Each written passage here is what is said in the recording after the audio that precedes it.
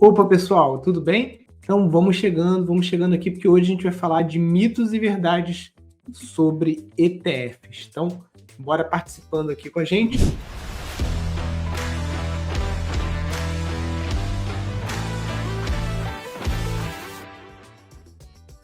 Se você ainda não assinou o canal, né, tenha vergonha na cara e já assine de uma vez. Vamos dar um apanhadão geral aí, para que você não seja mais enganado por aí quando você ouvir alguém falando mal de ETF, falando uma besteira, falando que não vale a pena por causa de imposto, qualquer coisa dessa. Vamos ver aí a verdade e os dados por aqui. Quando a gente fala em investir em ETFs, a primeira decisão que você vai ter que tomar é se você quer tirar o seu dinheiro do Brasil ou não. Porque você tem a opção, ninguém é obrigado a comprar um ETF nos Estados Unidos, ninguém é obrigado a comprar um ETF na Irlanda. Você pode simplesmente comprar um ETF ali no Invest, ou na Rico, ou na Genial, qualquer corretora dessas chumbrega aqui do Brasil que não dão acesso aos ETFs internacionais. Por quê? Porque você tem os ETFs brasileiros, né? Então, os ETFs brasileiros, eles têm uma maior facilidade para você fazer a sua transição de fundos imobiliários e ações, né? Você está lá comprando ações ou fundos imobiliários, percebeu que isso é uma grande furada para você. Você vendeu ali o fundo imobiliário, né? Pagou teus 20% ali de imposto na venda do fundo imobiliário, né, gente? Que ainda tem isso. Não tem isenção para venda de fundo imobiliário. Se você vender no prejuízo, maravilha. Se você vender no lucro, você tem que gerar uma DARF e pagar imposto em cima ali da venda do fundo imobiliário, né? E um imposto mais caro do que o que é cobrado nos fundos imobiliários, olha só, nos ETFs, né? Mas você vendeu o teu fundo imobiliário no prejuízo lá. Você quer comprar um ETF, é tudo ali no mesmo aplicativo, né? Você já sai do HGLG11, já entra no Word 11, no IVVB 11 ali, dentro do mesmo aplicativo. Então, muito mais fácil. Saiu do Bradesco, né? Tava vendo um vídeo aqui no YouTube, aí aqueles vídeos que aparecem do lado, sugestão, Luiz Barsi faz um alerta sobre Bradesco, não sei o quê. Pô, primeiro eles recomendam comprar o Bradesco, agora o Bradesco não tá bom. Primeiro eles recomendam comprar IRB, né? Quem aqui comprou IRB? Eu nunca comprei IRB, né? Mas teve muita gente que comprou IRB lá, sugestão do Barsi. Aí agora não é mais para comprar IRB. Então é o tempo todo esse giro louco. Mas vamos embora. Além outra vantagem dos ETFs brasileiros é que você tem relatório de imposto de renda já em português, né? Pelo menos deveria ter na maior parte das corretoras aí que são minimamente estruturadas, né? Desvantagem: taxa de administração alta em cima de todo o patrimônio. Vocês têm muito, como eu falei, né? Vocês têm um medo seletivo, né? O que é medo seletivo? Quando eu falo de ETF, tudo é pior, tudo é ruim. E com as outras coisas, não, tudo é bom. Nilson, para comprar ETF nos Estados Unidos, eu vou pagar IOF de 0,38%, né? Então, toda vez que você manda dinheiro para fora do Brasil, você paga 0,38%, não é nem 1%, tá, gente?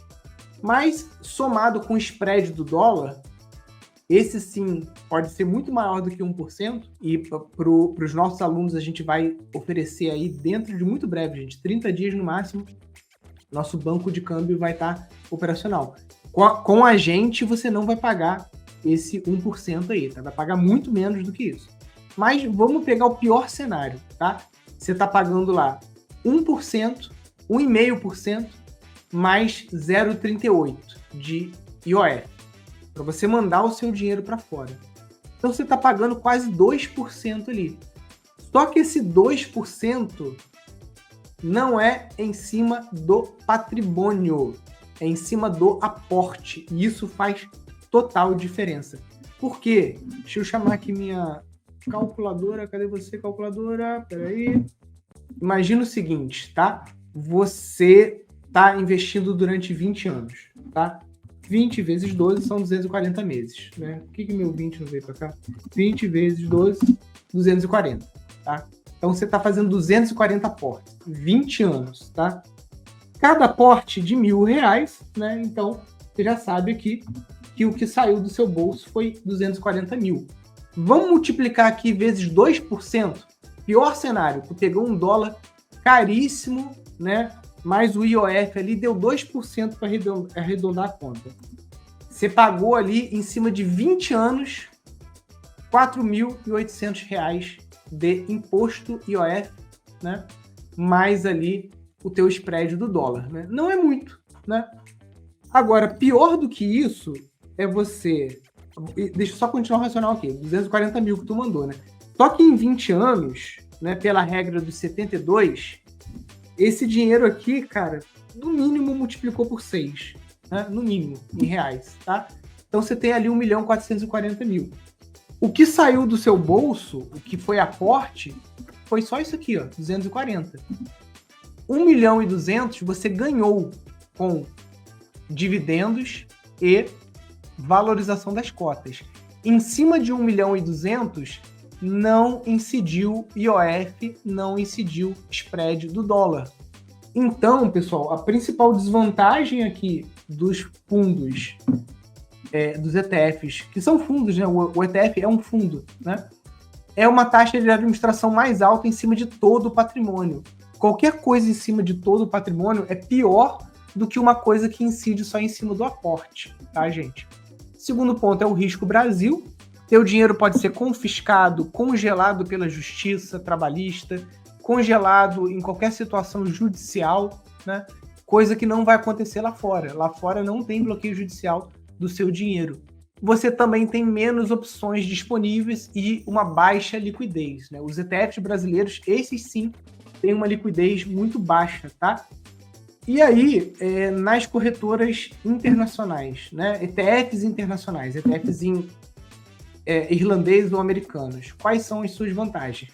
Seu dinheiro longe das mãos do Collor, né? Que inclusive está aí solto, longe da justiça e longe do governo, tá? Literalmente, é praticamente impossível você sofrer um bloqueio judicial lá fora. Você tem taxas menores, né, de administração, e eu tô lembrando aqui que o IOF e o spread, eles incidem apenas no aporte e não no patrimônio. Então é muito pior uma taxa de administração grande em cima do seu patrimônio do que o IOF e o spread, tá?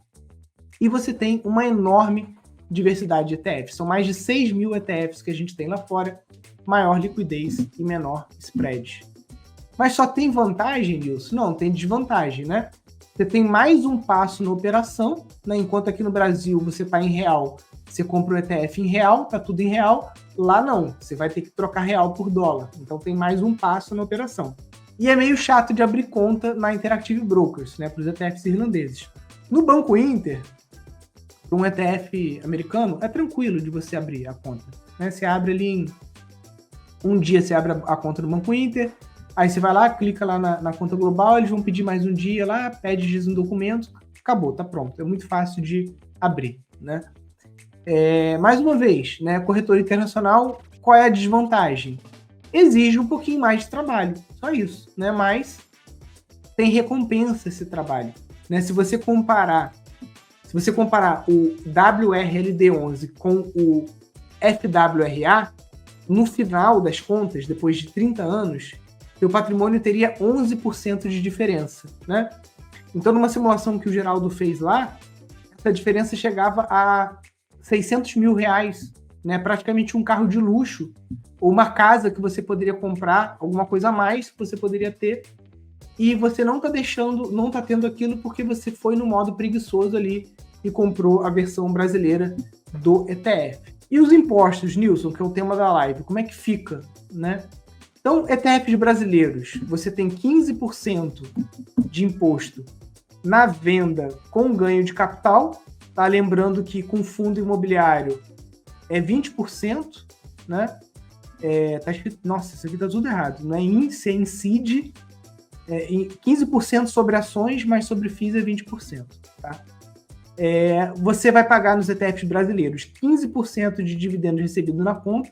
Então, por exemplo, quando você compra um ETF que paga dividendos mensais, como o NDIV11, né, que é da Nubank, ou o DIVD11, você vai pagar 15% do dividendo que cai ali na tua conta, tá? Esse, basicamente, vai ser o imposto também depois da reforma tributária que você vai pagar em dividendo que você recebe aí da Taesa, da Sanepar, de qualquer uma dessas empresas brasileiras, né? até mesmo de proventos, né, possivelmente não vão escapar também da reforma tributária. Então vai ser igual para todo mundo. Você tem um ETF que paga dividendo mensal, né, como o NDIV11, que não é um ETF ruim, tá, gente? É um ETF bom até, inclusive. Possui filtros, usa fatores, tá?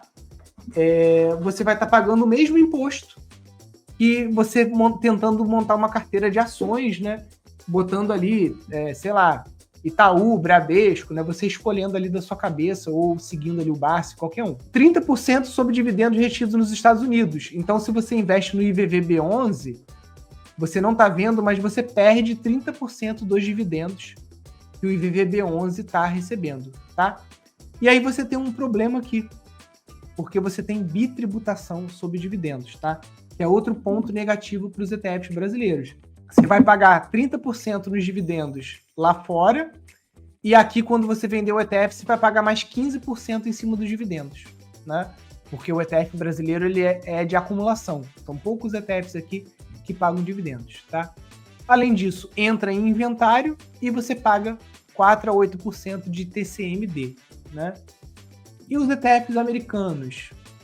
Você vai pagar 15% na venda com ganho de capital, 30% sobre dividendos retidos lá nos Estados Unidos. Você tem um imposto sobre herança, que ele começa em 18%, tá? A partir de $60 mil, e ele pode chegar a 40%. Para os ETFs irlandeses, né, que é o melhor cenário, você tem 15% na venda com ganho de capitais. 15% sobre dividendos, ou seja, 50% de desconto no imposto que você pagaria sobre dividendos. 0 imposto sobre herança e a mesma facilidade, você também tem uma conta JTW ROS sem inventário. Então vamos ver aqui num desenho, aqui na prática, como que funciona, né? Imagina que você tem um ETF VT, tá? O ETF custa $100 e ele pagou ao longo do ano $2, né, de dividendos. Ele vai pagar ali trimestralmente, tá? E ao longo do ano, né, você foi recebendo os teus centavinhos ali, aquilo ali acumula 2% de dividendos. Então, o teu ETF, um ano, pagou 2%. Significa $2, né? Você pagou quanto de imposto? 60 centavos, né? Então, sobrou para você ali 1,40. O ETF irlandês é metade. Então, você pagou só 30 centavos de imposto, né? E o ETF brasileiro, ele é pior, né? Porque você vai pagar 60 centavos lá fora e depois você vai pagar 21 centavos aqui, de novo no Brasil, quando você vender o ETF, né? Então, para mim, já elimina o ETF brasileiro de renda variável do exterior, tá, gente? Não quer dizer que não devemos investir no ETF brasileiro, de forma alguma. Eu gosto muito, né, e não tem como você fugir de vários ETFs de renda fixa, por exemplo. NTNS11, B5P211. Esses ETFs não tem como você fugir deles, se você mora no Brasil, né? Você pode ter tua renda variável lá fora, porque não faz sentido você ter renda variável brasileira, né? Você tem tua carteira de ações, né, de uma maneira global, mas a renda fixa, se você mora no Brasil, pretende continuar morando aqui, é renda fixa, né, brasileira, reais. E aí é mais fácil você fazer isso através de ETFs, é até mais rentável. Pessoal, então é isso. Até mais, pessoal.